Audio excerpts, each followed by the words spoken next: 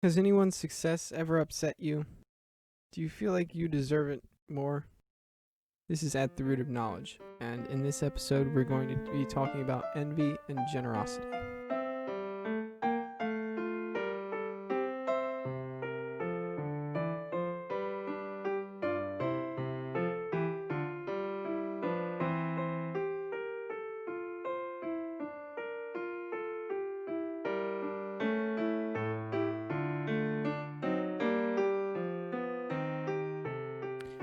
Welcome back to At the Root of Knowledge, where we discuss timeless principles and some of the ongoing questions of life.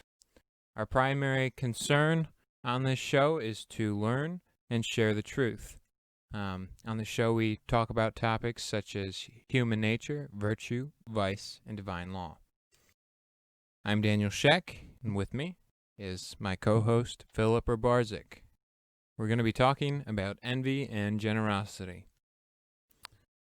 Good evening, Phil. Good evening, Daniel. How are you? I'm better than I deserve. How you doing? I'm doing very well. So, one clarification I'd like to make before we start talking about envy is a distinction between covetousness and envy. Right. So, my understanding of it is that covetousness is the desire of that which isn't yours or is currently unattainable. Yes. The inordinate desire. And envy is the feelings of resentfulness towards someone who may possess something that you desire. Yes. That's how I understand it also. You covet things, you envy people. Correct. That doesn't mean you can't covet the things of other people No, you or can't. envy other people for the things they have, but Correct, but coveting is more of the desire, and envy was more of the feeling, I would the say. resentment. Yes. That's pretty much in line with my understanding, and after doing research, basically what the research supports. Very good. That I've done anyway. Very good. So, how do you think that envy is relevant in your life? How has it affected you? How has it been something that you can learn from and see yourself differently, see the world differently? Okay. Well, when I was in high school, and this is just a specific example that I can call to mind. When I was in high school, I was in 9th and 10th grade, even all the way up to 11th grade. The thing I wanted ever since I was 12 was a car and my license. And that's just what I wanted. Like, that was the thing. The next thing. That was kind of the thing I was going for. And I remember getting into 9th grade and going through 10th grade and all the way partially into 11th grade, and people kept getting their driver's license and cars. And that upset me so much. And really, it got hard for me to hold relationships with some of the people because it's like, in my mind, I'm thinking they don't deserve this. You know, I've been working so hard. You know, I've saved up all this money to buy a car and, you know, pay for my driver's training and all that stuff. But, I mean, I was just younger than them. You know, I was the youngest person in my class, all except for one who actually left, I think, by junior year. Maybe it was senior year they left. But I was the youngest person in my class by a considerable margin. And I guess maybe not that considerable. But I was younger than a lot of people. And, yeah, I had a very difficult time. Envy keeps me from, being genuine and considerate of other people, because there's kind of like this, I feel it's not so much a problem now, but I know in my past, like, even with attention or whatever, if I want someone's attention and that person isn't giving me the attention that I want, and they're giving it to someone else instead, I can kind of get a little bit or maybe even really upset because I envy the person who's getting the attention. Mhm. Yeah. I I had a very similar experience in that I was envious of people who in my high school years that who got their license when they were 16, 17 years old, and my parents had a rule that I had to wait till I was 18 to get my license. And so I was extremely envious, especially when I would see someone who, might be like a sophomore and I was a senior and they have their license and I don't. It it did, and I think there might have been an element of pride in it too, that it yes, I was envious, but I think it also hurt my pride in a way to see someone that much younger Mm-hmm. get it before I did, and to feel like I deserved it more. Another area in my life that envy's affected me was in sports. If I would feel like I worked harder than one of my teammates, and yet they've gotten a starting spot on a team. They get more playing time than I do, or the coach favors them in a certain way that it just made me very almost sick in the stomach. You know that feeling when you almost feel like it's injustice. Mm-hmm. Another area was having a higher pay, being paid better. You know, feeling like uh, you do a considerable amount of work.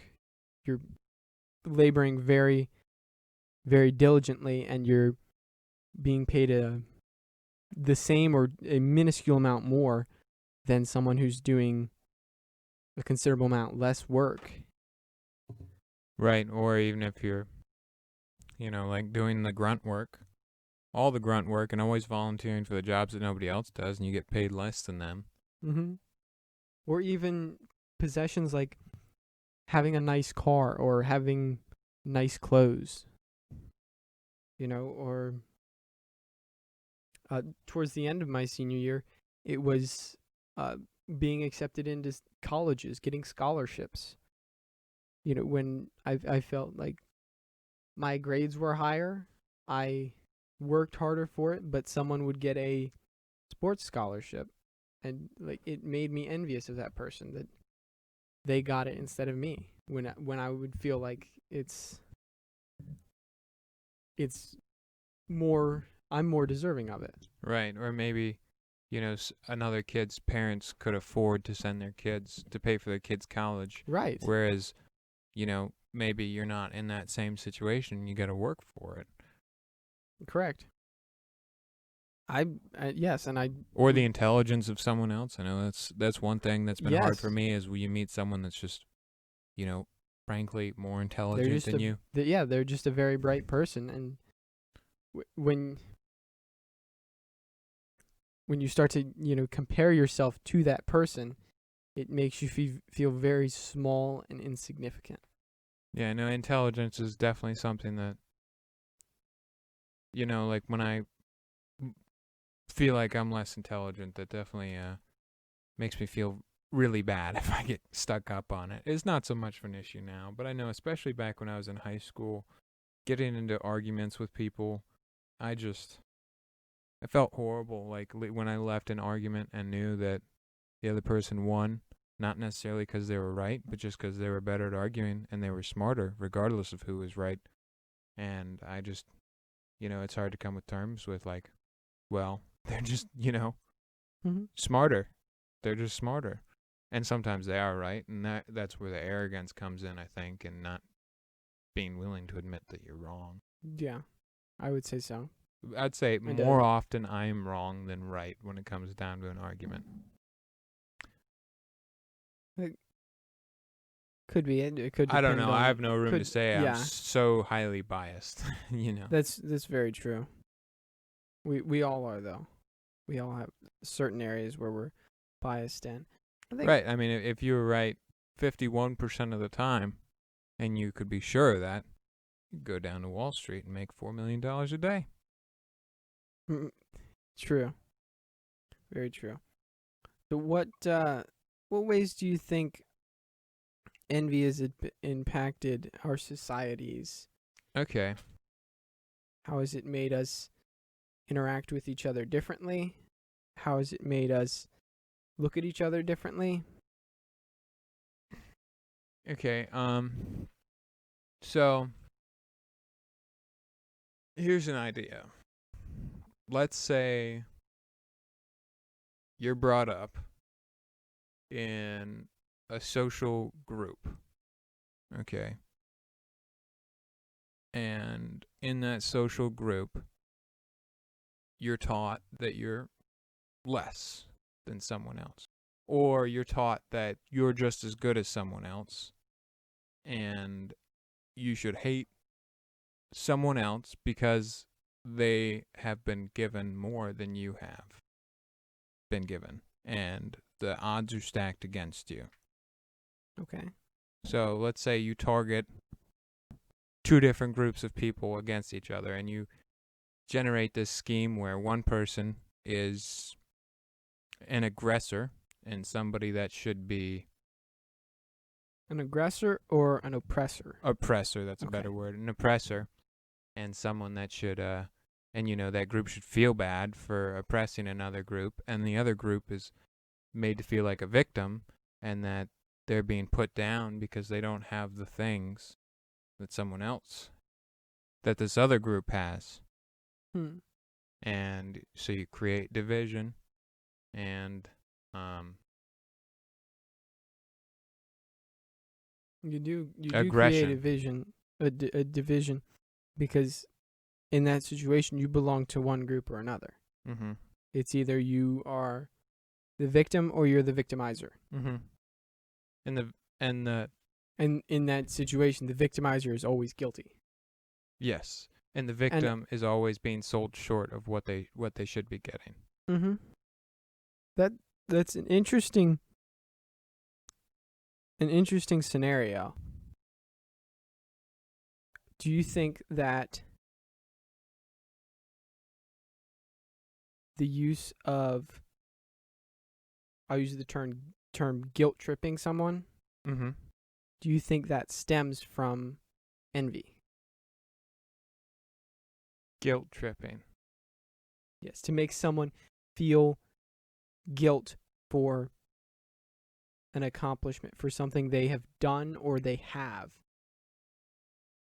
that you don't, that you lack something, and you make them feel bad about it. From which side? From the side that's being guilt tripped, or from the side that's trying to guilt trip the other side, or the side that is trying to guilt trip? Mm-hmm. Are they envious? Do you think envy would have led them to do that? I think envy could be used and is used in situations like that as the motivating force for people to become aggressive and go after the other side as being unjust and unfair, privileged, or whatever. Mm-hmm. It's a very interesting scenario, because there's a lot of moving parts there too. Like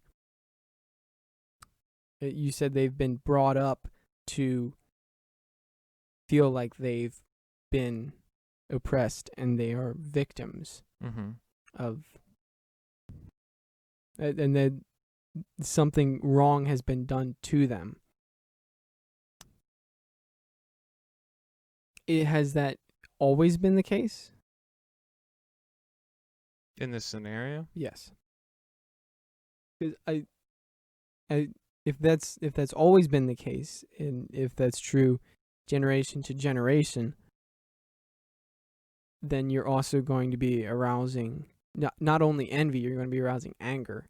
Right. Definitely. because it's not just this has been happening for a period of weeks, maybe, or a couple of days, where someone's been treating you wrong, and that's, it's triggering your envy that they have the power to do that, maybe. But if it's happening across generations, you're almost dealing with a form of tyranny now. I think it's been used. This tactic's been used several times for like social construction. Mm-hmm. You know, if you need to move a big group to do something, you need to create division, because if there isn't division, then there's nothing to disagree motivation on. for action.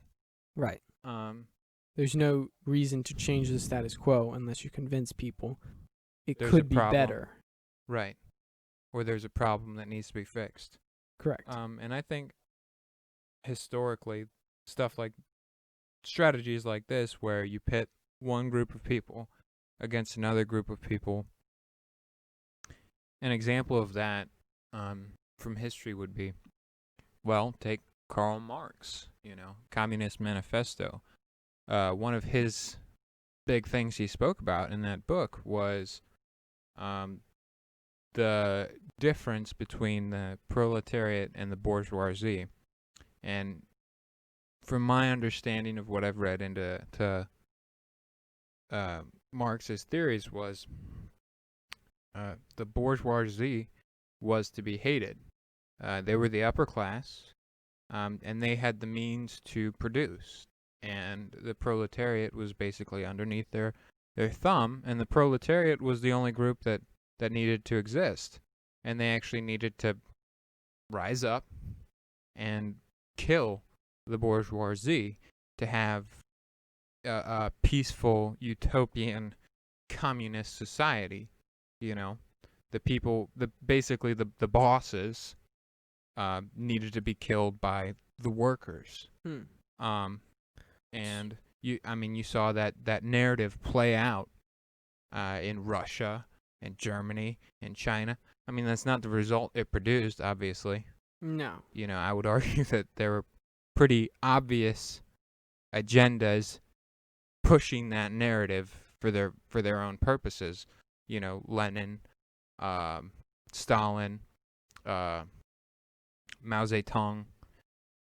Right. I mean, well, the one thing you mentioned about pushing for saying that you're pushing for a utopia is that reminded me of a theory I read about.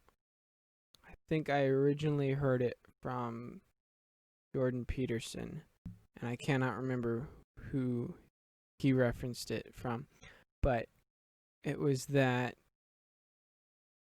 humans need a form of chaos. They need some form of unknown.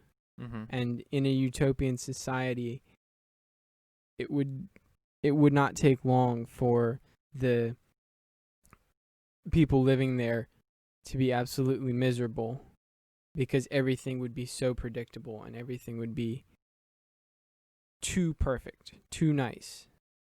If you could create a utopia? Yes. It'd be boring. I mean, correct. It would be utopia? as if living there would be torture in a way, and that you would tear the society apart just to have some form of unnatural behavior, to have some chaos in.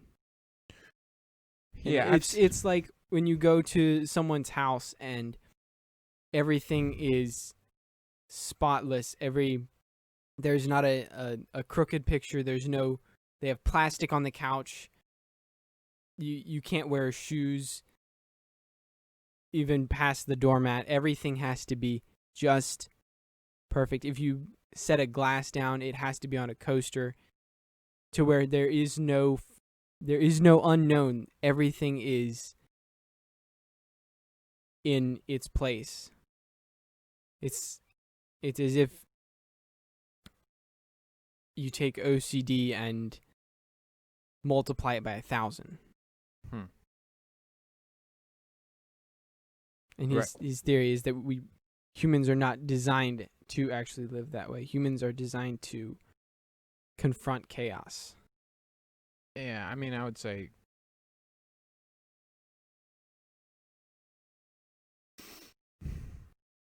hmm, I don't know if it's we're not designed to be that way or we're just not capable of actually living that. I don't know. Yeah. I mean, I think human nature is just imperfect, so we can't really exist in a perfect society. True. I mean, I think humans like to think about striving for perfection, but I don't think they want to necessarily have to dwell in perfection constantly, because naturally we live for the journey. Like, for instance, have you ever wanted something, you've had a goal, or you've had some aspiration, and you have to work super hard for it, and say you wanted to buy a fancy new car, and you worked and you saved for it, and you've had to make countless sacrifices for it. But the entire time what kept you motivated was having that car. But then once you get that car, you're afraid to even drive it because you might scratch it. You might crash it. Something bad could happen to it. And for that reason, instead of that car being a reward, it's now just become another chore that you have, something else that you have to constantly be worried about.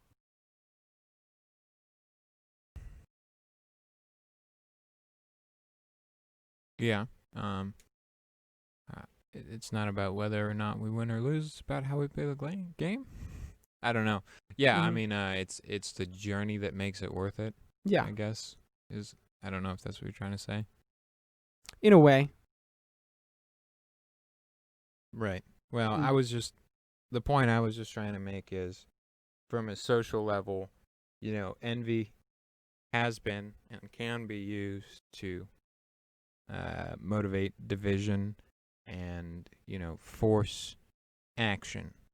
Like the example I gave, you tell the bourgeoisie or the proletariat that they need to be envious of the bourgeoisie, and you teach them that they should hate the bourgeoisie. Right. And start to undermine that relationship between the two. And I think envy is a huge part of motivating that.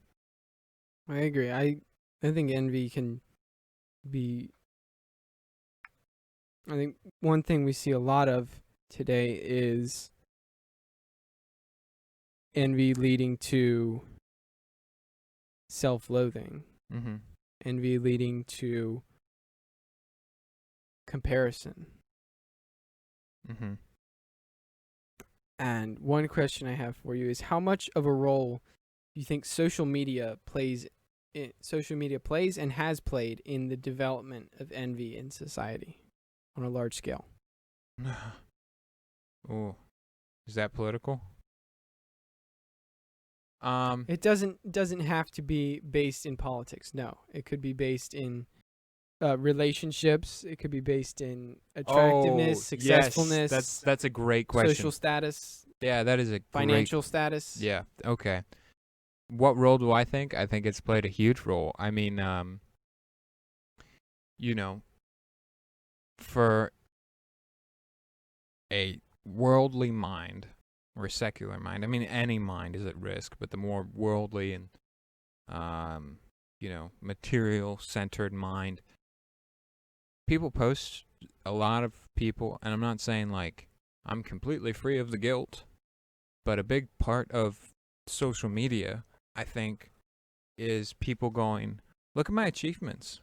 Look at who I am. Look at how great I am. Look at what I've done. Look at this awesome stuff I have. Look at this great woman or whatever, and yes, I think it's very easy because you only see the highlights.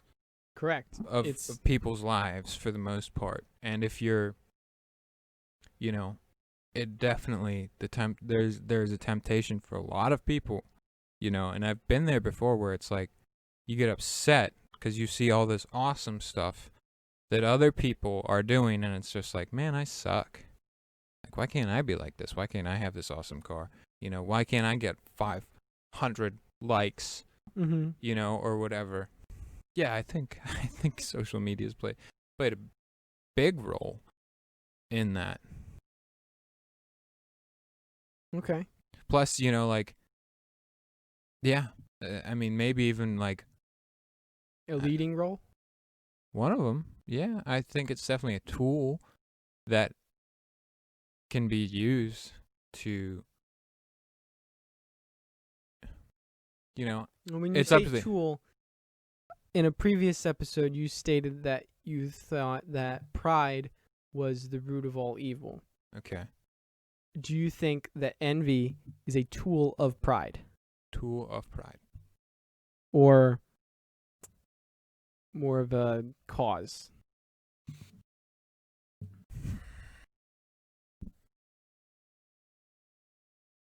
Okay, so you're envious. I would say usually you think you deserve better, right? I mean, this is Mhm. just speaking from my perspective. Right? If you're envious, you feel like you probably deserve something. No, I'd say pretty much by definition, you feel like you deserve something that's not yours, but you deserve it. Or even you get mad at someone else because you wish you were capable of doing what they are capable of doing. Right? Did I say that right?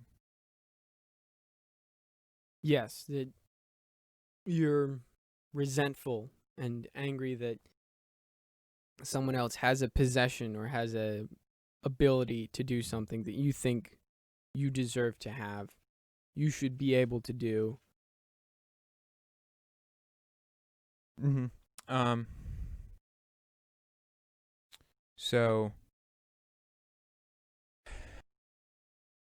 yeah, I would say envy is a tool of pride because that envy stems from thinking you deserve better. So it's used Thinking to that justify that you your deserve pride. better.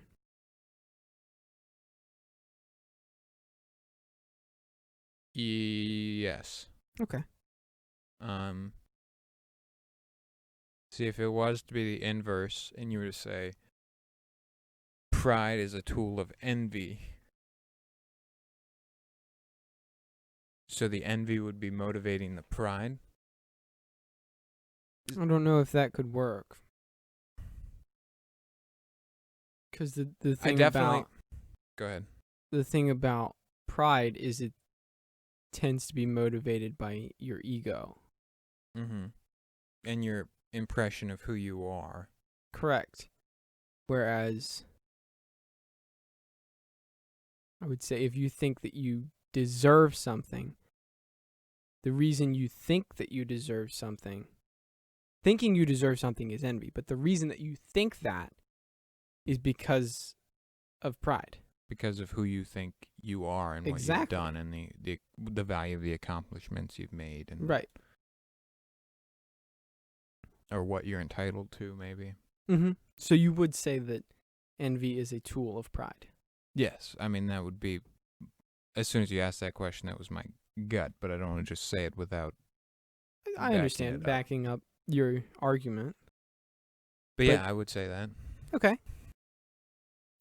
Is that what you think? Yes, it is. Okay.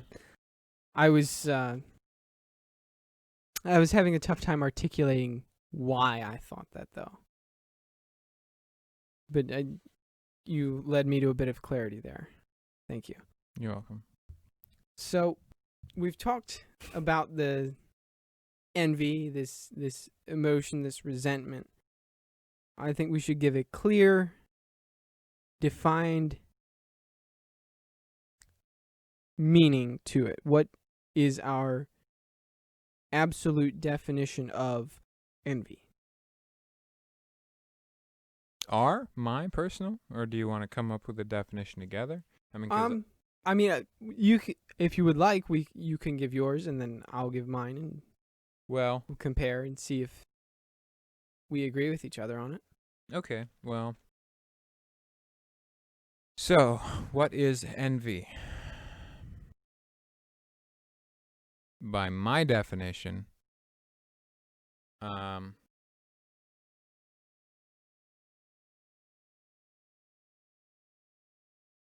it would be a feeling of resentment towards another Mm-hmm. because of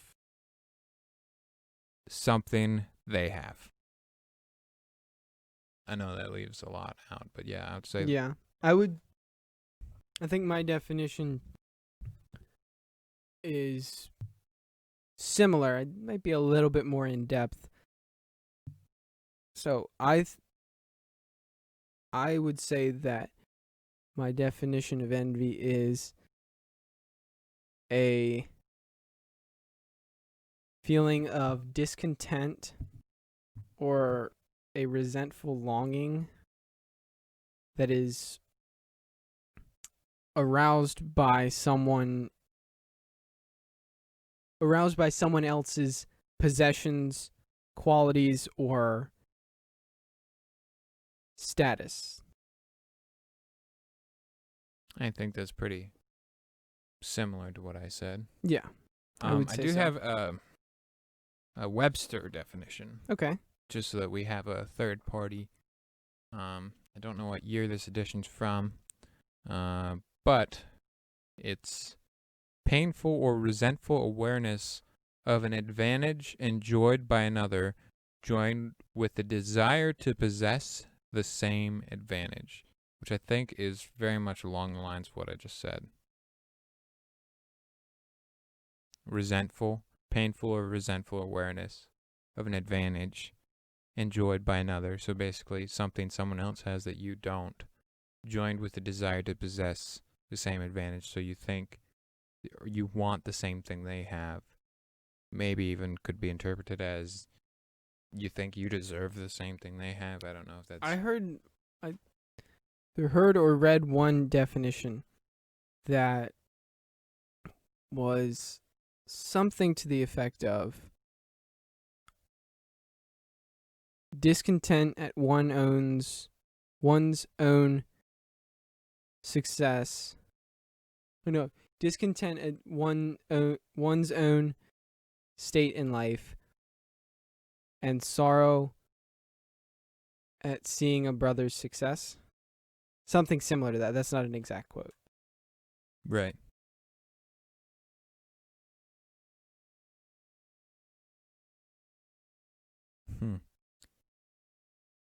Yeah, I mean, I've been there where I've felt bad seeing other people do well. And I don't think it's so prevalent so much now in my life, but I've definitely felt that way before. And I think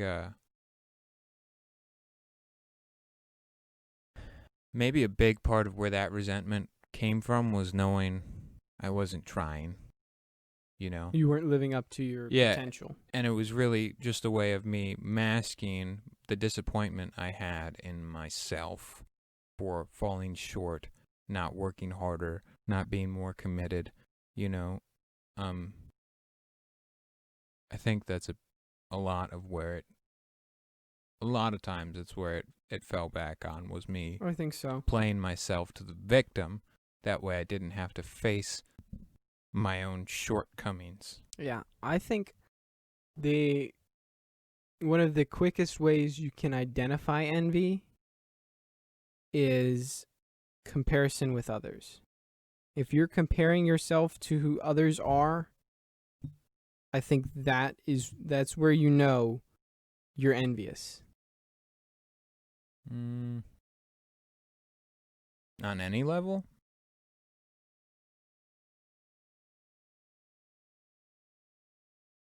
Like, do you think there's ever a time when you could compare yourself to someone else without being envious? Or you could use comparison as a tool for maybe even self-improvement? I think it depends on the extent of comparison. Now, if you're saying that person's really successful, what could I do to make myself more successful? Mm-hmm. I don't think that would be envy. But if you're saying that person's really successful, what could I do to make myself more like that person? I think you have to be able to realize that there is a separate, that your life and the person who you are looking up to it is separate. And while you can take different qualities that you might like from them and say, I'd like to have similar qualities, I don't know that you should necessarily compare yourself in saying something like, well, that person's very diligent. I want to be just as diligent as they are. Maybe say, that person is diligent. I'd like to make myself more diligent.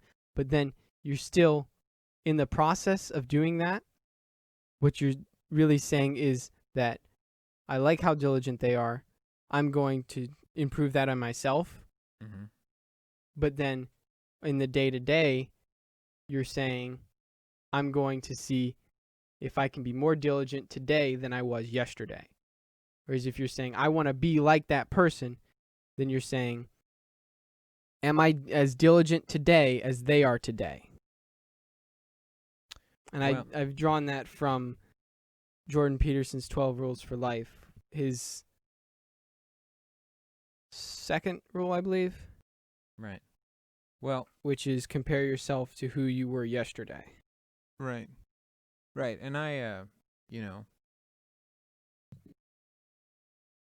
well, I'll get back to that thought. But what do you think of the idea?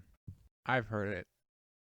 I couldn't tell you where it originally came from, but I've heard it several times from several different people. If you want to improve yourself and you don't know where to start, pick someone that's more like the person you want to be and do what they do. What do you think of that?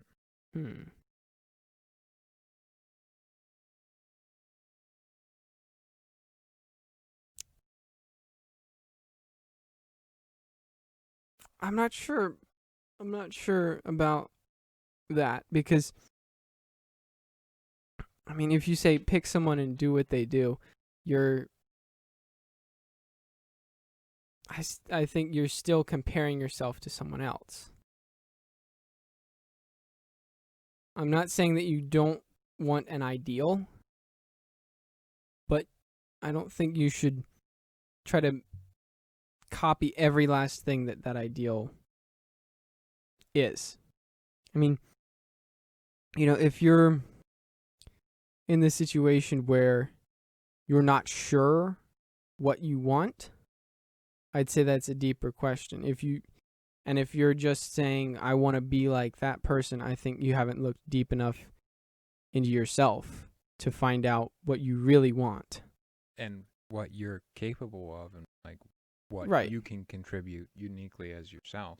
Correct. Because when you, in that same situation, when you're looking at someone who you admire, you mentioned the highlights during when we were talking about social media. Mm-hmm. What you're seeing is the result. Mm-hmm. That's all you're seeing. You're not seeing the amount of times where they've had to go without sleep, where they've had to make so many sacrifices to get to where they are now. Mm-hmm. So right. I think it's very hard to just start mimicking someone just from looking at them, because you aren't seeing what's beneath. In the same way that when someone posts something on social media, you aren't seeing all the work that they've done. Say if they post a picture of their brand new car, you aren't seeing all of the work that they had to do to get that car. You're just seeing the result of the car. Or here's one. You look at people in a relationship, maybe married people, and all you're ever going to see is they're happily married. You know what I mean? Maybe in a relationship, and maybe you feel like, oh, I wish I had that in my relationship. But, like, you don't see all the... You don't see the nitty-gritty of it. Right. On all the disagreements that they had to work through and iron out, and they Right, still and are that's, working that's through one behind the thing I would scenes. advise you to do is if you are in that manner of thinking, I would say talk to the person. Go up to that person and talk to them about how they got there. Mm-hmm. You know, ask their advice. Say, hey, I'm having these problems in my relationship. It seems to me that you have a very well put together relationship. You two get along well. You always seem happy. Right. How did you do it? What is your advice? And I guarantee you, if you don't have to look very far underneath the surface I'll tell before you you start to hard. see the ugly Yep. side. Yep. That is good. And I think you make a great point. Like, if you're envious of something and it's difficult and it causes you tension on the inside, well, why don't you release that tension and see the full picture? Right. You know? Instead of saying something like they have a really nice relationship. I'm envious that they get along so well together, and Like, I wish my wife was like Yeah. that, or I wish my Instead of husband saying was like that, instead of comparing yourself to someone else, compare yourself to who you were yesterday. So Mhm. start the next day by saying, okay, yesterday my wife and I, we got into an argument and we just yelled and screamed at each other and there was nothing productive. And start by saying, okay, what could I do differently? To make it better. Exactly. How could I have done things differently? Could 'Cause I it's have the only listened useful. more? Could I have empathized better? Could I have seen her side of the argument? Maybe I could recognize that my argument had flaws in it. Maybe Mhm. I know I'm not completely right. Maybe we can compromise. Something like that, where you're looking at who you were before and how you can improve yourself instead of seeing who someone else is and thinking, why am I not like that? Right. And I think, I don't know, divorces, I'm sure, like, with divorce happening, there's a lot that goes on behind the scenes that I will probably never fully understand. Mm-hmm. And I mean, but I'm sure, like, I could definitely see that being a huge part of why people get divorced. Like, they feel like their spouse isn't providing like they deserve, and maybe they look at someone else and they see another happy relationship and they go like, that's the relationship I deserve. I'm over here working hard or whatever, and they feel like the other spouse yes, and you mentioned that, but it does seem that the same people who do that are never satisfied. They're never happy. right. They'll always say, I'm just not fulfilled. I don't feel like I feel like there's something missing. That seems, at least to me, and the people who I've talked to have gone through something like that, they always feel like it's not good enough. Right.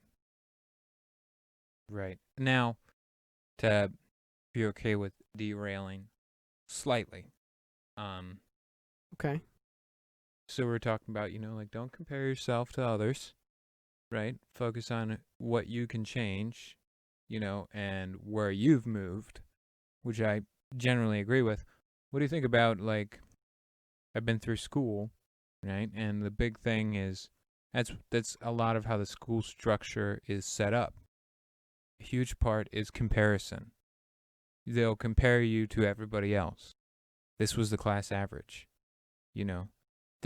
and, like, you're always told, this is where you are, this is where everybody else is. This is where you are, this is where everybody else is.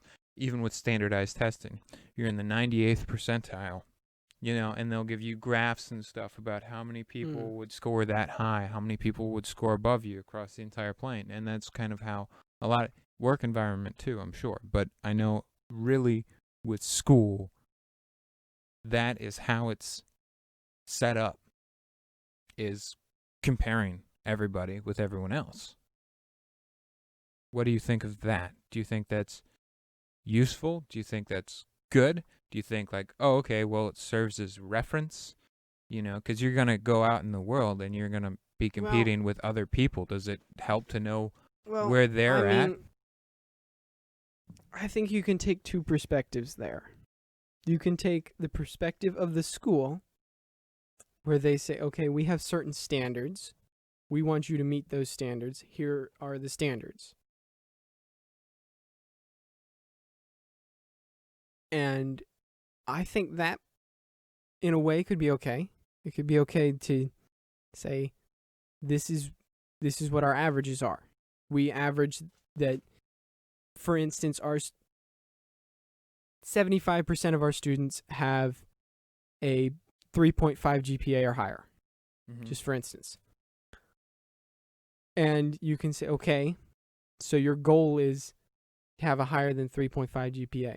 But the thing is, now you have to take yourself out of the mindset of looking at it from the school's perspective and look at it from an individual perspective. You say, like, I need to get that 3.5, and you're not worrying about like, you're not worried that if someone else is getting it, you're not worried if someone else isn't going to get it. I mean, if they come to you for help, that's another story. But I would say the main thing with an individual is you have to think to yourself, what could I do that would help me to be better? Not what is someone else doing, because you don't know that something that someone else is doing is going to work for you. Right. If you want to ask someone for advice, okay, but like I said before, you can't mimic someone because someone, for instance, they know they can do math very quickly, and they have certain ways that they remember how things work. It doesn't mean it's going to work for you. They've developed that memory over time. Right. And if they just try to explain it to you, more often than not, you're just going to be lost in what their thinking process is. So I would say you have to think to yourself, how do I improve on what I am? Not how do I become someone else? Right. Right. So I think, yes, it can be useful in schools as a reference. As a reference for the school. But it should not be a reference for you, and yourself. Your value in comparison to other people. One thing an example I would give would be when I was training for soccer. We would have timed trials where we would do I believe it was around almost a half mile run. And we would do it most of the time at the end of a training session. So everyone was tired already, but it was how quickly can you get it done? And I asked the coach once, what do you want to see from me? And he said, well, it doesn't matter to me how well you compete with everyone else. What matters to me is that I see you improve day to day, week to week, month to month. And that became my goal. It wasn't that I had the top time. It wasn't that I beat someone else in the scores. It was that this was my previous time. I wanted to do better than that. That was my goal. Right, and I made progress on it. I did wind up being one of the top 5 or so, I believe, but that wasn't my aim. My aim wasn't to be in the top 5. My aim was to consistently be better than who I was.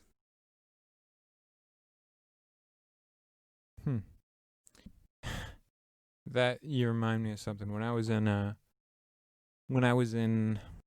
what was it, fourth and fifth grade? I think those were the 2 grades I did it. Third, fourth, and fifth. I don't know, but we used to do speed tests, math speed tests, where we would do times tables or division tables or whatever, and the entire class would take them, and you'd put your hand up when you're done, and you'd get timed, and everybody would get timed, and I always been not so slow now, but especially before I went to college, and especially when I was in grade school, I was really slow at math. I was homeschooled before I went to private school, and there was no clock. I took as long as I wanted, and that's how I was comfortable doing it. And that's a big part of why high school, even going into college, was such a huge shock, was like, I was just so slow. It's not like I couldn't do the math. I just wasn't comfortable doing it quickly. When I was taking my ACT, it wasn't that I didn't know what I was doing. It was that I was too slow. Yes, I was getting half of the work done in the time that they were giving me. Yeah, that's exactly what So I was just at that point guessing for everything else that I just couldn't keep up with it. Right, especially with something like math. Like if you don't train yourself to do it quickly. Anyway, but let's be said, I was always last. Mm-hmm. Not like, last half. No, I was always last by far, very much last. And it's not like I didn't know how to do the math. I was just last because I was so slow. Yes. And I could get the entire test right if I wanted to, no problem. But I was just so slow. And there was one person, well, I guess 2 people that always finished first. And I just felt horrible. And I was so envious of them. It's why are they so good at this? Why are they so good at this? I know how to do this. I know how to do this. I know how to do this stuff. Why am, Yeah. And it's they get recognized as the fastest because everybody knows where everybody else places. You know what I mean? Yeah. And that was, even in school we would do it where we would trade papers and we would grade the other person's papers, and especially in the younger grades, you get your paper back, and then or do the self-grading thing, which is dumb. No, it's a question of integrity. But oh man, that's just you're asking for trouble when you do self-grading. But usually what we would do if we were, a lot of times, especially in the lower grades, we would just trade papers and grade other people's papers. Mm-hmm. And, you'd call out your score when you're done. And there were a few times that was really embarrassing, It's they got an A and I got a D. Yeah, when you're the lowest score. Yeah, you feel slowly feel all the serotonin in your brain just drain out. Yeah. Yeah. You just have nothing left there. Yeah, I know the feeling. Yeah, that can be hard to deal with, but I would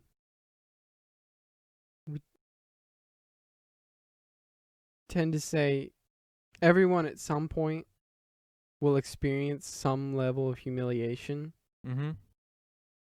But it's really learning how to deal with it and how you react to it. That's what really counts. Right. If you're willing to, in that situation, if you're willing to, maybe you make a joke about how quote unquote stupid you are, and how call yourself a fixer-upper or something like that. Takes all the pressure away when you're not constantly worrying about sticking yourself on this pedestal. Right. Yeah. So, I think there's a couple of literary examples that we can give for envy. Mm-hmm. The first one that comes to mind is Cain and Abel. Yeah, that was one of the ones I was thinking about. Yeah. Well, At least for me, it is the first thing that comes to mind. It's like the first story, kind of. Well, This is the first That- story involving that's that pronouncedly obvious right. that it's about envy. Mm-hmm. Which actually, I was told that it was about. Well, when I was growing up, I was told it was about jealousy, Mm-hmm. and I think that was just because there wasn't necessarily the. I was young at the time, so there wasn't necessarily the need to explain the difference between envy and jealousy. Mm-hmm. But I do think it is one of the most profound stories about envy. What is the difference between envy and jealousy? So, my understanding of it is that envy is the feeling of resentment or the discontent of something that someone else has. Jealousy is the fear of losing and being overbearing of something that you already have. So, say if you're jealous of the person who you're in a relationship with, that means you are afraid of losing that person to someone else. Whereas you wouldn't be envious of the person who you're in a relationship with unless you feel discontent with something that you are. Like, say, the person who you're in a relationship with is they're more intelligent than you are. Mm-hmm. You can be envious about that, but you wouldn't be jealous of their intelligence. Right. You're not afraid that you're going to lose their intelligence necessarily. Right. Okay, yeah, that makes sense. Sorry, Cain and Abel. Yes, so I think that's one of the best examples of envy, that instead of Cain looking inward to see how he could improve himself, he got bitter and resentful about the success of Abel, his ideal, and through envy wound up murdering his brother. Mm-hmm. He slept him with the fishes. So, another literary example in Greek mythology is I believe it's the goddess Hera is envious of Aphrodite and sparks the Trojan War. I've not done extensive reading on that, but that was another example that I found. If you were interested in reading in either the Bible or in Greek mythology about envy. Right. And it is deeply rooted in our culture. Right. I've read parts of the Iliad, the Odyssey, and the Aeneid. Be honest, I was supposed to read all of them, but sloth. But yeah, that's Greek mythology is nothing like the Bible, because the Greeks put their gods up. They don't put their god. They only put their gods up on a pedestal, and the Romans too, as having basically, in a sense, secular abilities. Even though they have godlike powers, they're not superior in nature to humans at all, and a lot of them are inferior in nature. Like, they don't.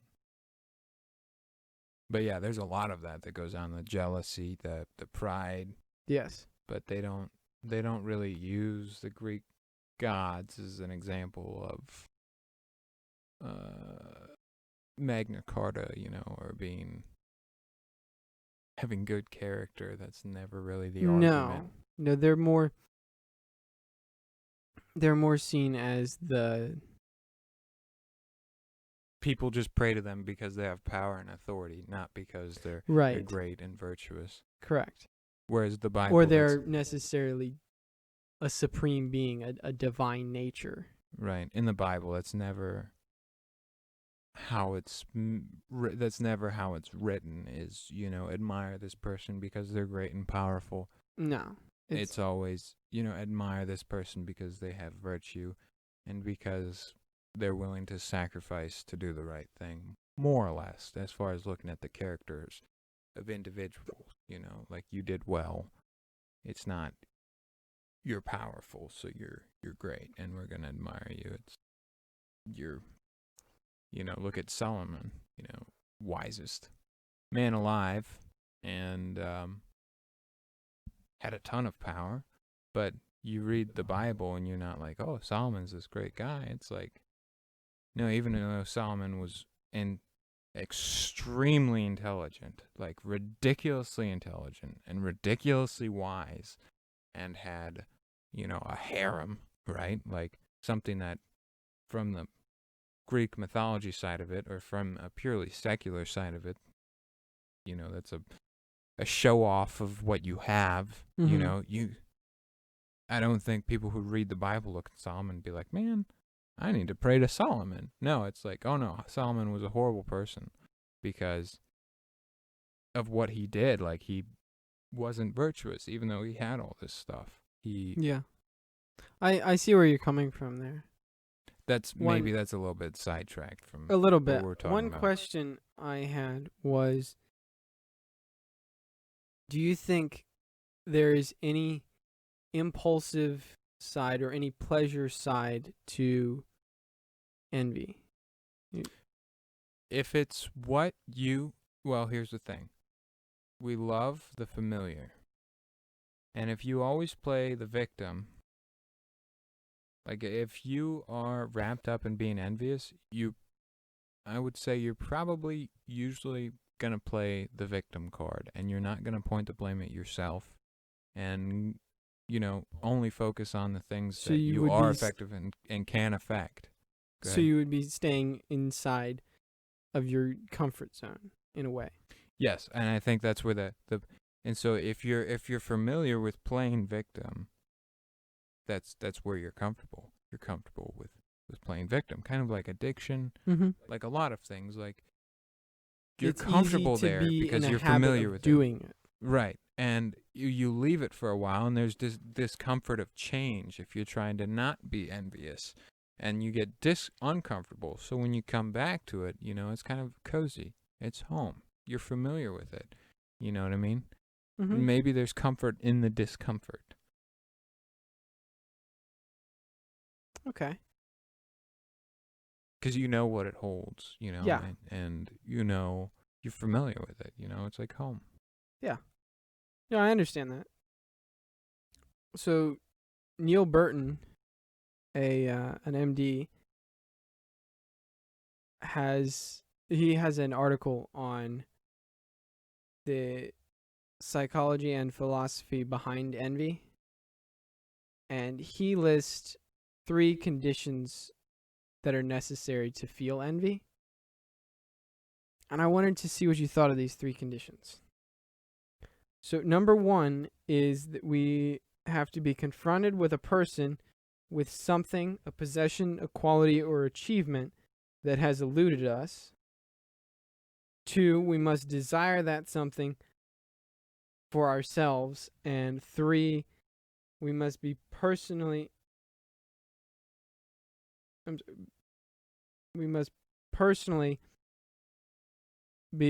associate that with negative emotion. We personally associate that. So we have to confront something that we haven't been able to get, that's eluded us. It's a person who has something that we haven't been able to get. We've got to want what they have. Is that number 2? Yes. And then there has to be negative emotion towards that person because of it.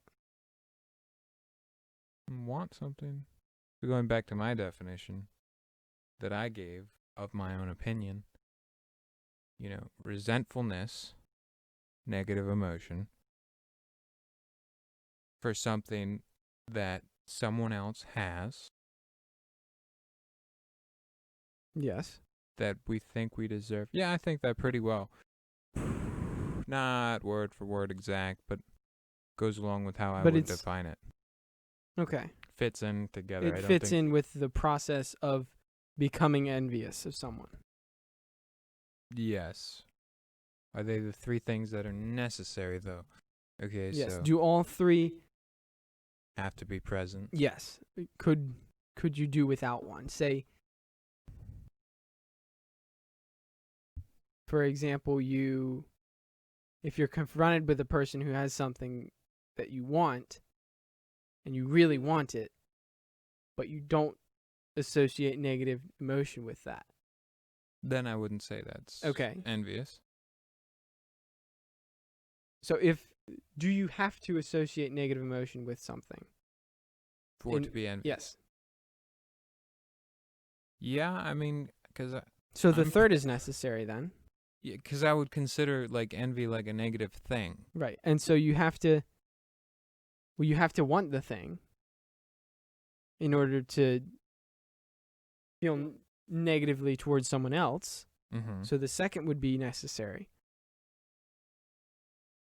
And without being confronted with something that someone else has, we don't really know that someone else has it. So, Okay, so you're So still on you- the second one.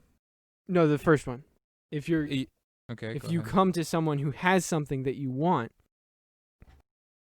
do you have to be confronted with someone who has something that you want in order to be envious of them? Read the first point. You're confronted with a person with something, a possession, a quality, or achievement that has eluded you. Eluded you. That has eluded you. Yes. Does it have to elude you? What does eluded mean? It means you haven't been able It's to been get difficult to get it. You haven't been able to achieve that. it right. Is that necessarily true though? Could you maybe be upset because it's eluded you? I mean, have you been able to get it and just haven't? Or is that saying that you just don't have it? Because I hear eluded and I think like you haven't been able to get it. I don't know what is the exact definition in of most of the scenarios we've been giving, it's been something that something that someone would be working towards, but they haven't achieved it. They see someone else who has.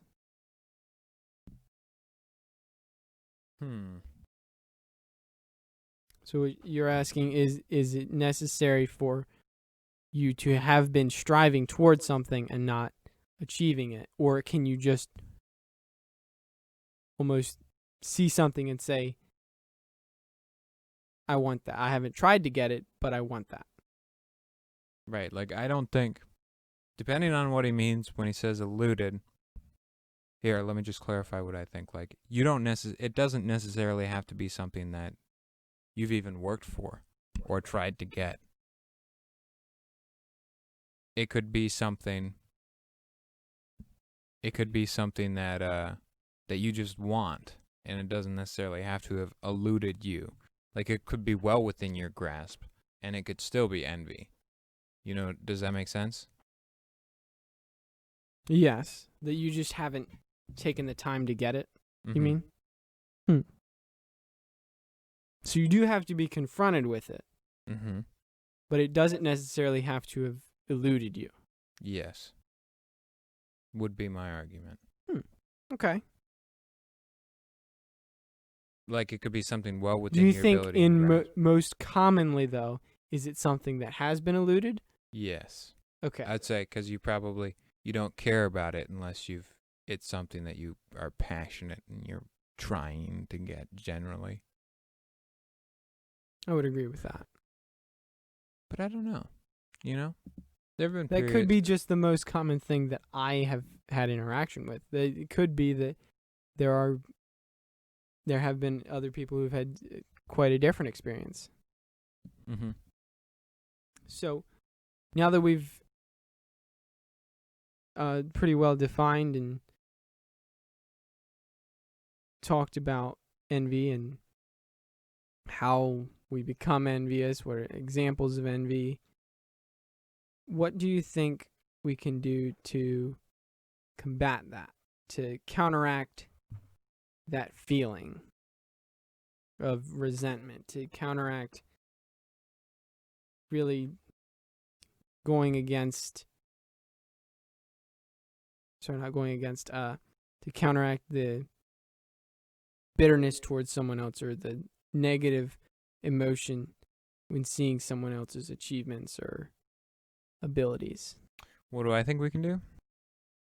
I think we can look at it and go, good for you. You've done well. And be happy for other people's success. And be happy to share what we have with other people to help them succeed or do well. And not, be resentful of people who have things we don't have. And instead, we could take the opposite. Be willing to give what we do have. Be willing to give what we do have and contribute to other people. Mm-hmm. I agree with that. I mean, I would say two things. One, that we should do the opposite of being angry about what we don't have and being selfish about it, and instead be generous about what we do have and be thankful that we do have something. But then also, I would say an element of humility can be used. I mentioned pride earlier, and that envy is a tool of pride. I would say that you should counteract that with humility. In a scenario where say you have this goal that you want to achieve,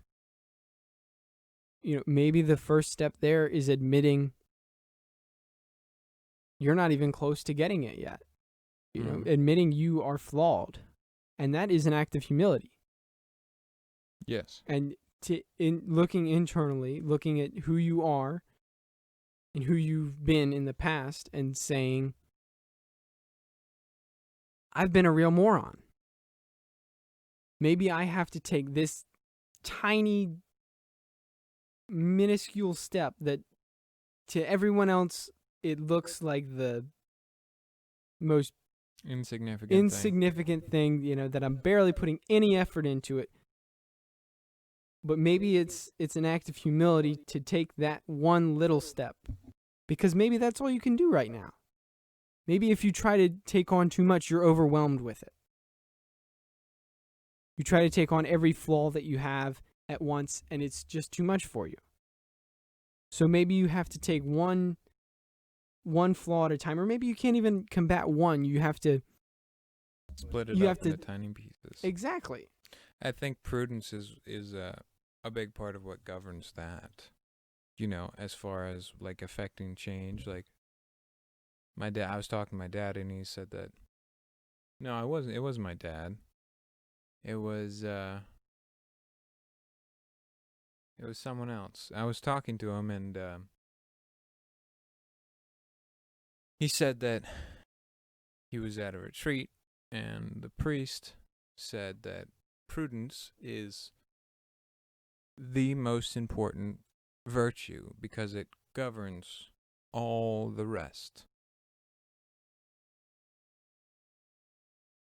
I'm not smart enough to say whether or not prudence is the most important virtue, but that statement makes a lot of sense. Like, insofar as you exercise humility or self-denial or generosity, it's governed by prudence. What am I capable of? What can I actually give? Right, and I think we've come to an agreement that there are certain virtues that you can overdo it in. If you're going to be too generous and you're going to give everything away to the point where you have nothing left. Yeah, it's like, what if you have a family? Exactly. You can't fulfill your responsibility to put food on the table for your family. Well, you've been over generous. Mm-hmm. Or self-denial. Right. You fast yourself to death. Right. Mm-hmm. Or you fast yourself to the point where you can't provide for your employer. Correct. Or, whatever responsibility you have counteracted your ability to do that responsibility well, to carry out your duties without, by being, I don't like the term over virtuous, but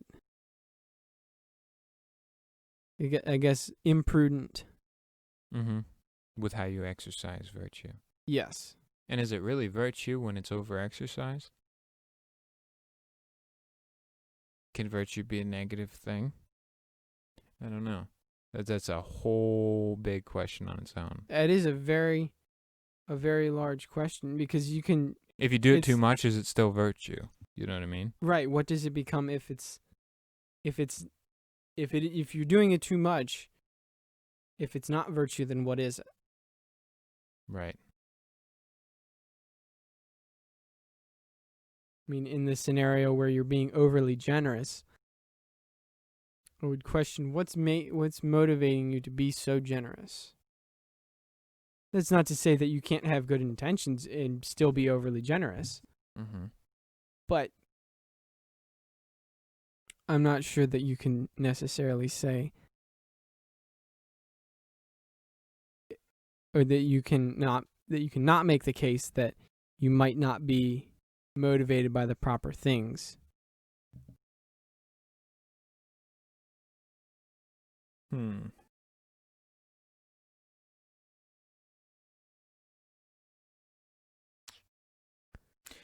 See, I don't know. I'm not like a theologian or, a linguistic expert or a human behavioral whatever. Analyst, yes. So I don't know. I don't know if it's like still considered virtue. I guess I would have to really research like. Maybe that can be a future topic. Over-exercising virtue? Yes. Is it still a virtue? Can you actually over-exercise virtue? Because is it still a virtue if you do it too much? Is it still virtue? Are there certain things that you can't do too much? Right. Just for instance, could you be too prudent or too humble? Yeah, and I've read books, and I've sorry, go ahead. Yeah, I've heard that there are some that you cannot overdo. Mm-hmm. See, I've had people tell me different things. I've was told once that I'm too humble. Actually, I think I was told twice that. And that depends on what I don't you mean think. to. I'm not trying to brag by saying that. Yeah, Phil. I'm just too humble, Yes, I'm too virtuous. No, I heard it and I took it as a compliment to mean that I am very humble, but at the same time I don't know if I was being too humble, because it was almost to the point where they were complimenting me on my work, but I was almost denying the compliment by giving a very humble response. Yeah. I think we touched on this in our pride versus humility. Like, humility isn't just being down on yourself, especially if it's inaccurately down. I mean, the nature, I think we came to my understanding is, the nature of us is we are frankly not that great in the grand scheme of things, but we have the potential to do huge things. Yes. Even though we ourselves are not. I do think we came to the consensus that but humility was an accurate yes, that's view what I was that was what I'm getting at, like humility. So if you really are as insignificant as you think you are in whatever okay, so this could be really hairy. In whatever manners relative to potential, if you are truly as inadequate as you say you are, and that is what is accurate, can you be too accurate? Well, can you repeatedly be too accurate? It depends on your frame of reference there, because if someone else has a certain ideal. They have a certain standard of quality, say, for something that you're making for them or that you're building them. And you meet that quality standard, and they give you praise for that. But it's below your standard of quality. You wanted it to be better. You know you could do better. Mm-hmm.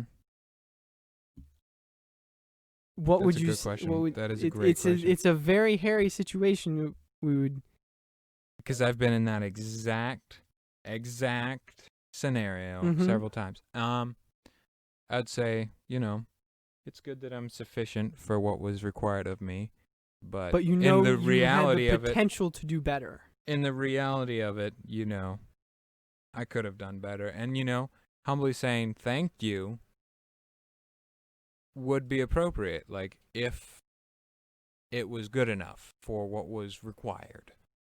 But yep, that's what I'd say. But okay. Learn of me because I am meek and humble of heart. Not learn of me because I am great. Not learn of me because I am all-powerful. Not learn of me because I am wise. Not learn of me because I am, all just. Meek and humble of heart. Like,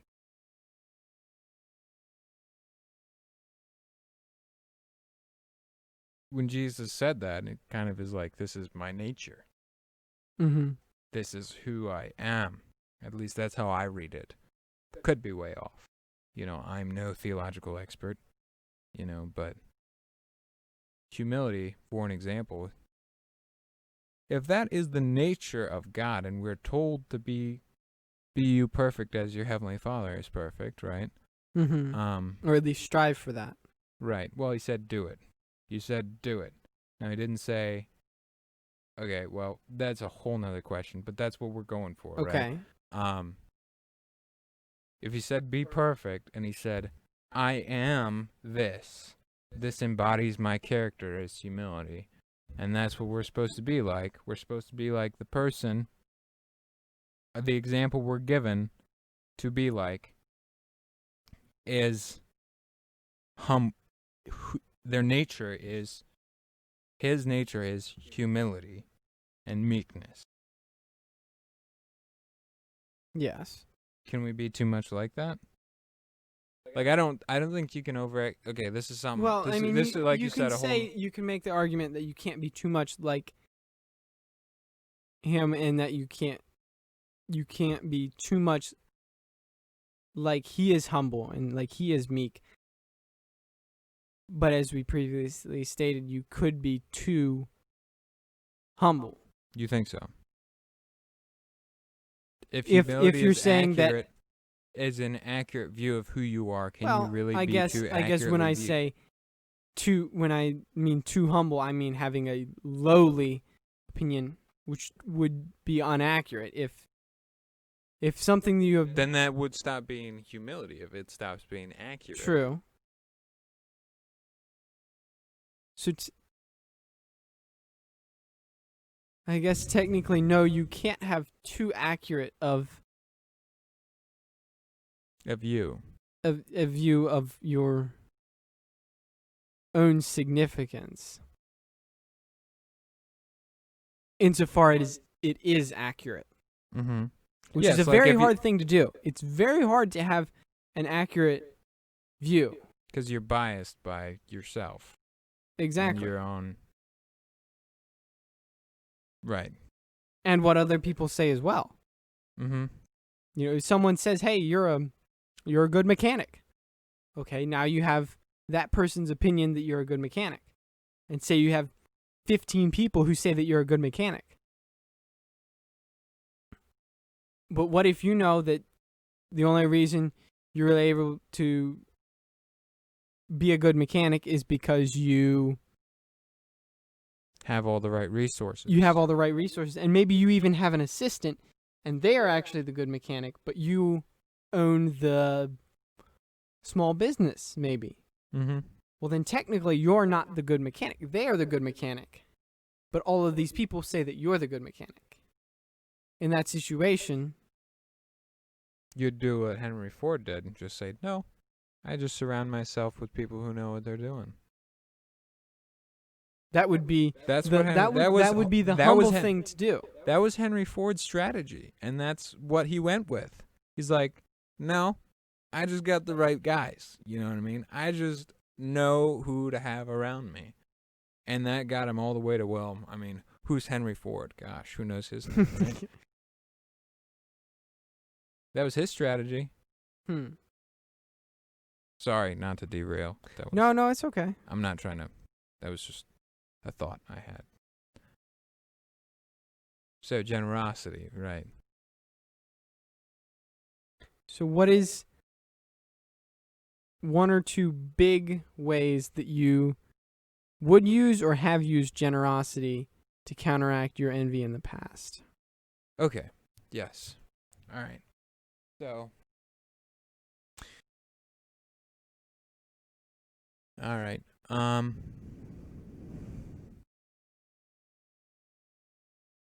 know I can think of one off the top of my head. Yeah, I feel like there are a lot of ways you could use it. Well, you ever been in a conversation with someone and maybe, okay, I've been there. I've had talks with people. I can think of a very recent conversation I had, and this guy is stupid smart. Like, stupid smart. And he's a lot older than me. Mm-hmm. And he knows what the heck he's doing. And he would just question me. Right? And this was in a classroom, kind of. Training environment. Anyways, this guy would question me. And I would try and show how smart I was. Mm-hmm. You know? And I kind of felt a little bit maybe jealous of how smart this guy was. And like whenever he asked me a question, envious of how smart he was, not jealous. Yes, envious. And whenever he would ask me a question and he basically said, "No, you're wrong."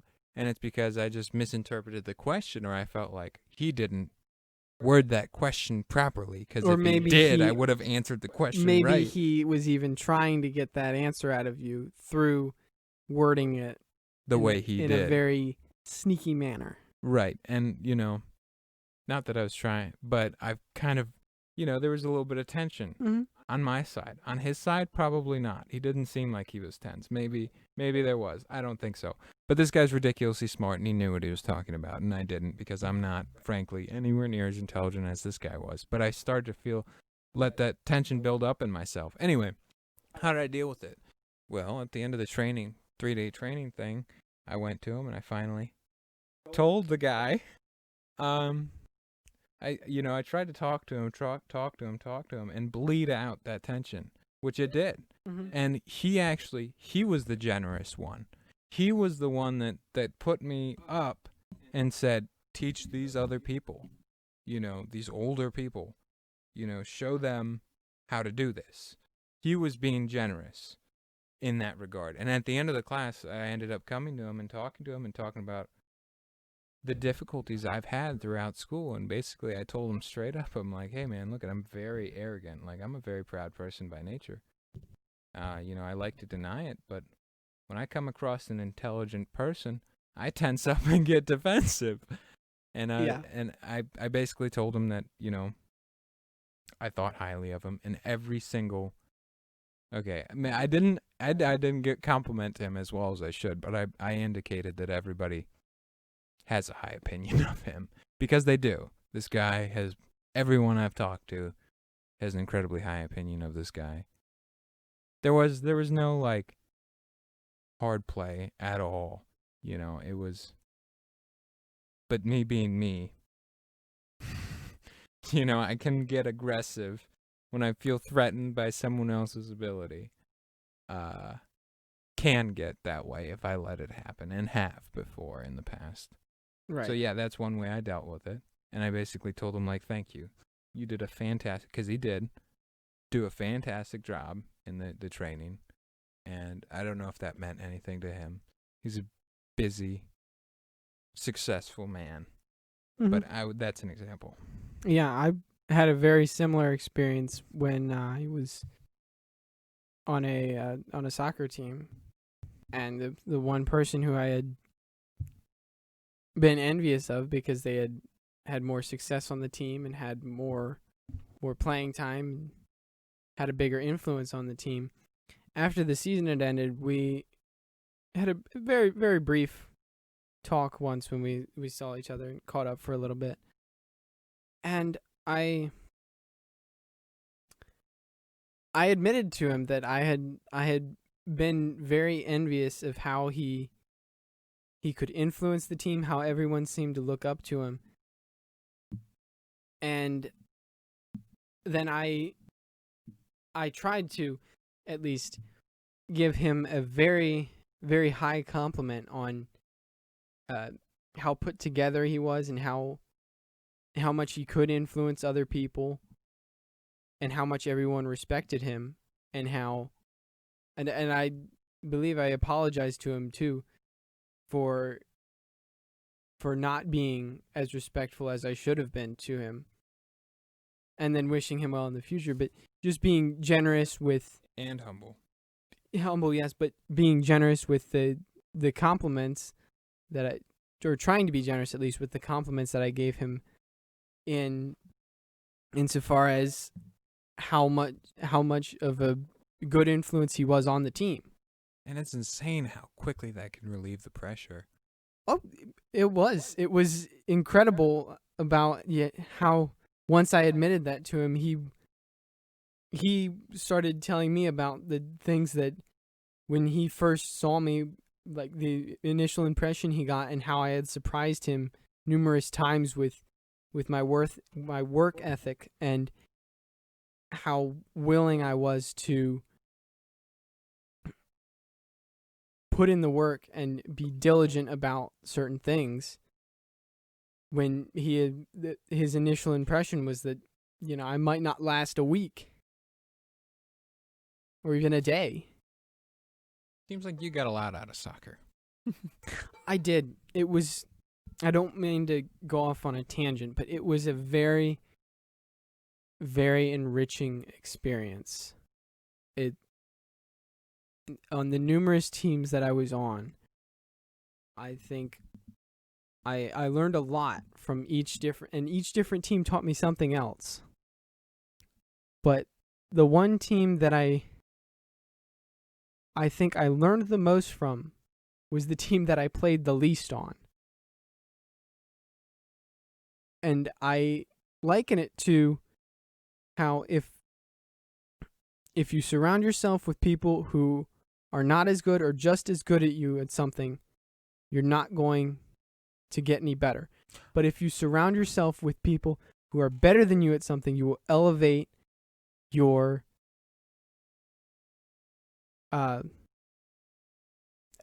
game, elevate your performance. That's the word I was looking for. Is that? And I think that it took me a very long time to realize how and to learn an awful lot from that experience, because I was for the longest time envious about the little time that I did actually get to play soccer. But after going back and learning from so much of that experience, I really did realize how much I learned from the experience, and how much I could learn from each one of the players. That I could look at them and I could find a specific part of their character or how they acted that I admire. Yes. Yeah, that's how I feel at work, like, not to distract from anything you were saying, but I feel the same way about my coworkers. It's like working with them, I think about this all the time when I'm driving. It's like all the lessons each one of them has taught me. and every single one of them has taught me something, and some of them have taught me some very, very big things, and they probably don't even know it. I actually almost guarantee you that most of them do not know the things they've taught me. And I could sit there and be envious of how good they are at their job, how much approval they get from whatever management or the customers or whatever. But instead, that's not gonna help. Look at what they do and ask them. That's a huge thing. I'm glad you brought that up, because I probably wouldn't have. If you see someone and if you're envious of someone, talk to them about it. Yeah, Talk to him I about completely agree with that. And because I've seen that work. One thing that was really shocking when I first was trying to open up about things was that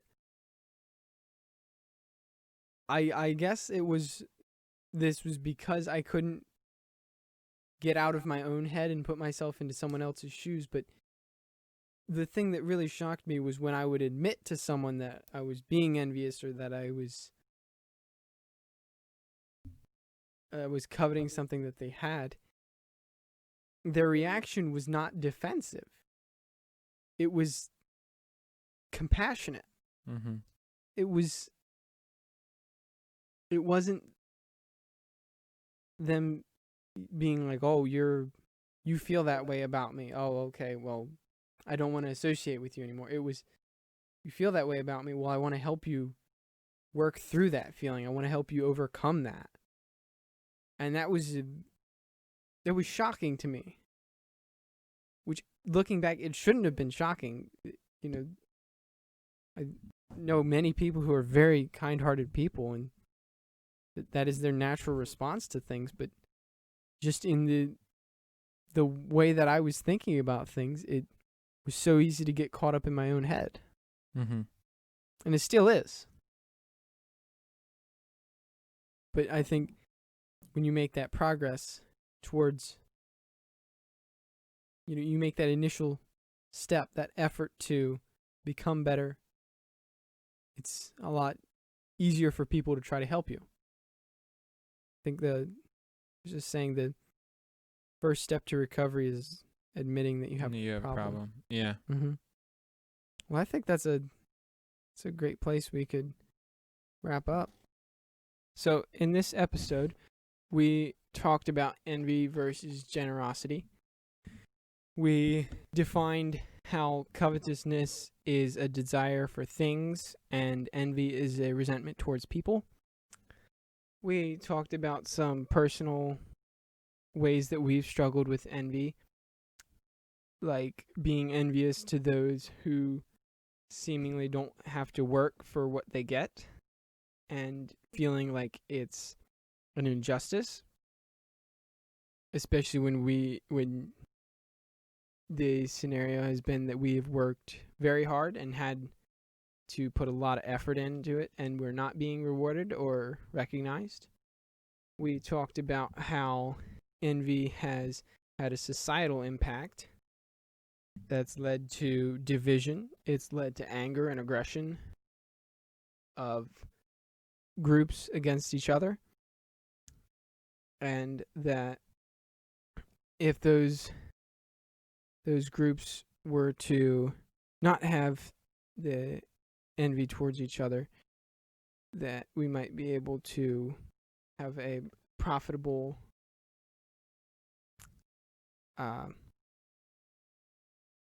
discussion on ways that we could move forward and impact each other positively. We talked about how social media has had an effect and made it easier to envy people, especially for people who are very worldly and materialistic. We defined envy as a tool of pride, and that usually one is prideful and therefore they become envious. we gave a few definitions for envy: the feeling of resentment towards another because they have something that you have, and discontent towards others. Usually, this is provoked by someone else's possessions, their belongings, or their status. And you can really identify envy by the most telltale sign of comparing yourself to someone in a negative manner and victimizing yourself.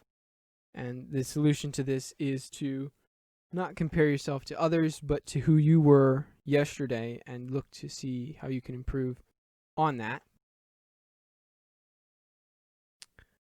We looked at some different areas where envy could be a factor, such as in classroom comparisons. And those we decided were good for maybe a school perspective, but when looking at an individual perspective, that you should not necessarily pay attention to how you are compared there and more focus on just yourself again. And to keep in mind that when you are being compared to someone else, just because you see someone else who is successful, that doesn't mean that you can take what they do and be successful with it.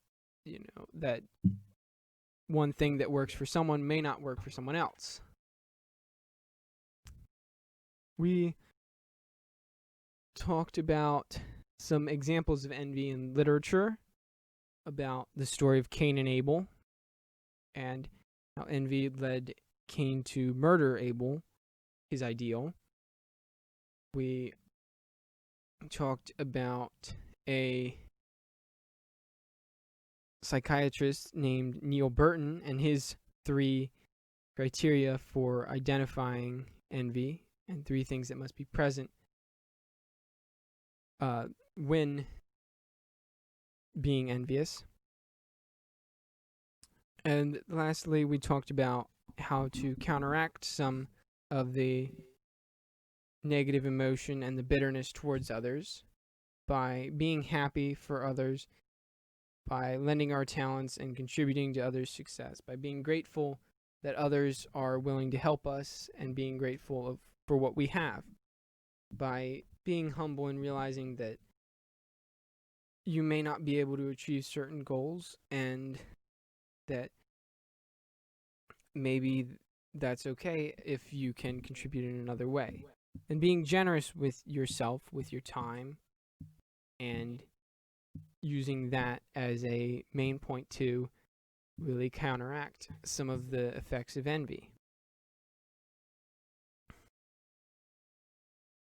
And a final point we made was that through being generous with your time and with your gratitude and being honest with people, if you are envious with someone, to maybe talk to them about it, that you may be pleasantly surprised that they might be willing to help you, and be very compassionate towards your envy if you do not come off as aggressive about it.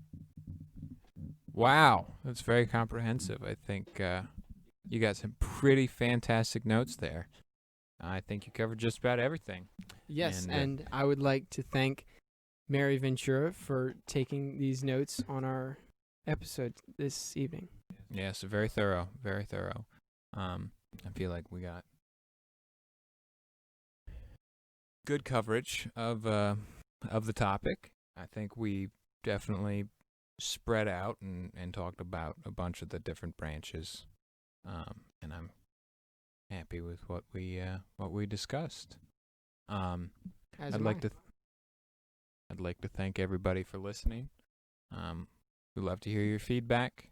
If you got any thoughts about anything we said in this video or any ideas, we'd love to hear it. Anything you want us to talk about. And, we're human. We could be wrong. The entire point of this show is to learn, right? So if we ever say anything wrong, call us out. We want to hear it and we want to talk about it. All right. Well, you guys have a great evening. Thank you again for listening. Goodbye.